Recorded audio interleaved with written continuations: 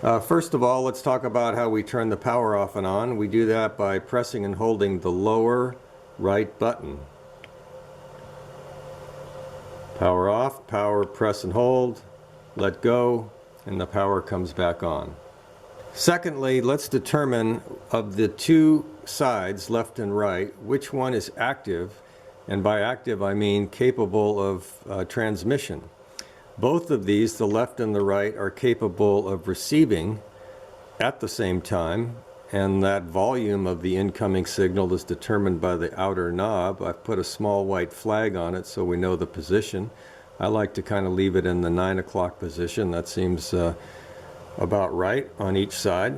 But only one side can transmit, and the side that can transmit is indicated by this small icon. It's a black ellipse with the word main written in it. It's the main channel, if you will, at the time. Now, you might ask yourself, well, what if I want to transmit on this side of the radio, on the left side? You do that by quickly pressing the upper left knob. And you'll notice that the icon jumped from here to here. Now anything I transmit will go out on this channel, on this frequency. If someone's talking over here and this is set at 9 or 10, we're going to hear them. In fact, it'll be quite a distraction, but there may be times when you need to monitor two different frequencies, transmitting primarily on one. So that's one reason why this radio can come in very, very handy. Let's go ahead and switch back over to the right side to make the right side the main channel, the active channel. And you might put a piece of tape or something as a flag to indicate or remind you which side is active. I use this little magnet and I just kind of move it back and forth, left or right, just to remind myself which side is active at the time. We've talked about the volume knobs. There's also squelch control on the radio. Let's do squelch control on the left side. Again, this is a receive function, so the squelch knob is on the inside of the volume knob. That's the outer portion of the volume knob. On the inside, if I go counterclockwise, I'm opening the squelch right to the point of hearing that static. If I'm operating with people that have a strong signal, I leave it in this position so I don't have to listen to that annoying static. But if I'm trying to pick a weak signal out of the noise, then I'll probably open the squelch, which would allow a weaker signal to be heard, albeit with plenty of noise, but still be heard. So that's one reason why you would adjust the squelch. Now, how do we switch from channel to channel? Right now on the right we're on channel 26 and the label is PAL 730. On the left we're on channel 6 and the label is CERT. Well, you rotate the dial on the respective side. Okay, so I'm going through the different channels. The number of channels is determined by the programming, and typically this is programmed using a computer and then downloaded over a cable into the radio. You can program these memory locations manually through a sequence of steps. You'd see the user manual for those sequence of steps. Again, the upper left will rotate through the channels on the left. Okay. In this case, you'll notice that the channels on the left mimic the channels on the right. Let's go to 26 over here. Okay, so the programming of the left is the same as the programming on the right. That's most commonly what's done on this radio, but there are times when you could program left and right independently. They would be different. So that's just an FYI. That's not the case in the way that we normally operate. So let's go back down to channel 6 here. You might also wonder what frequency is associated with this channel 6 and the label CERT. The way you can determine that is by pressing and holding one of these small buttons down below. They're identical on both sides. The one you want to press and hold is the one that says low. Press and hold it. Release, and now 144.465 is showing. That's the frequency associated with channel 6. Let's do it on the right side. Press and hold. 146.730 is associated with the right side. Now the right side is a repeater I know that, A, because I programmed the radio, and B, because I see this ENC and this minus sign up here, which associates with repeater settings. I don't see that on the left side. So this is a simplex frequency. This is a repeater frequency. And 146.730 is the receive frequency. It's the frequency that the repeater transmits. It's what we hear. But once again, to change this display from the frequency to the label, the label of channel 26, you press and hold the low button.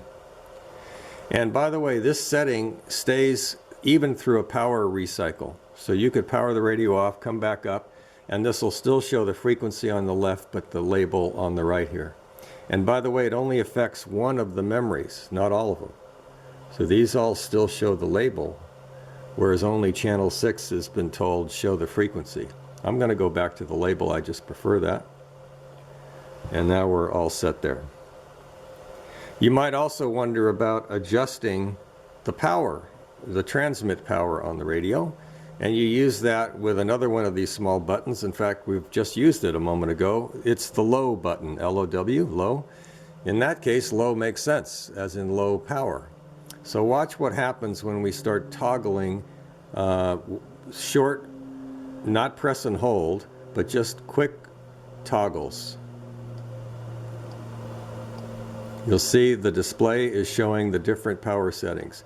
Notice there are two medium settings. There's a low setting, that's the 5 watt, and then you step up 10, 20, and the high at 50 watts. Now, unfortunately, the radio doesn't show you H for high. I really wish it would, but I guess they figure most people are operating high all the time, no pun intended. I do want to talk about one other feature, and that is this radio has the capability to function with an internet connection. And the Yaesu name for that is W.I.R.E.S, W-I-R-E-S. And the way you invoke the W.I.R.E.S mode is to press briefly on the lower left button. Watch what happens over here and watch what happens in the upper left corner. INT on for internet on, and then INT is up here showing the status is set for INT. You'll notice it doesn't say wires, but it says INT.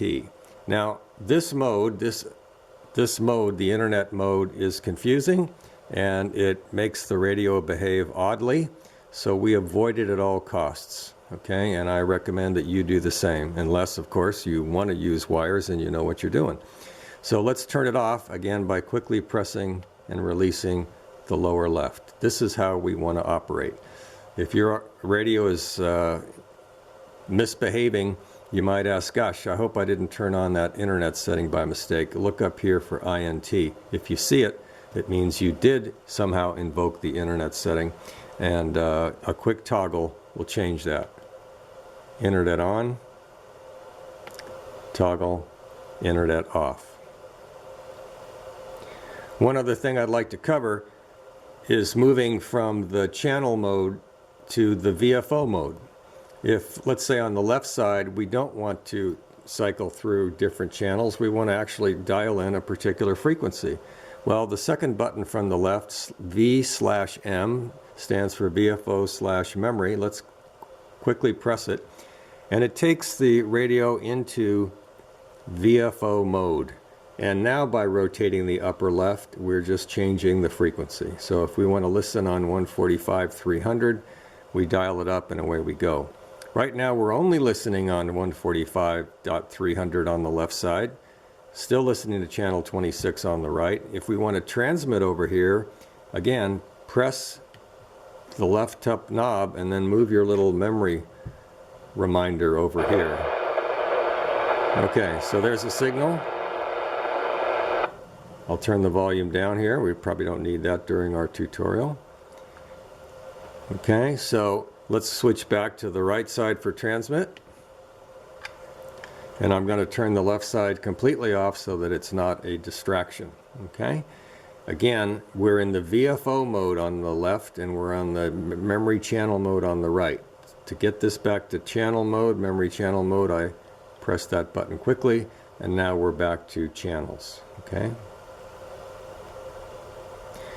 There's one nice feature in the radio that's called hyper memory, and you might notice that there are 3 buttons to the left of the display and 3 buttons to the right of the display, numbered 1 through 3, 4, 5, 6. These are hyper memory buttons, and they will allow you to get back to a particular configuration.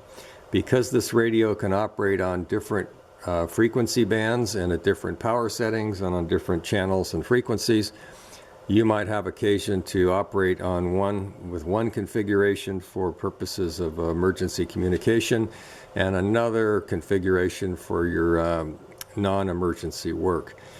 I've programmed this such that if we were in a completely different setting, let's say somebody fooled with your radio without your permission, they got into VFO mode, they went crazy, over here they went VFO mode on the left side, they might have changed the band from the 2-meter band to the 440 band, whatever it is.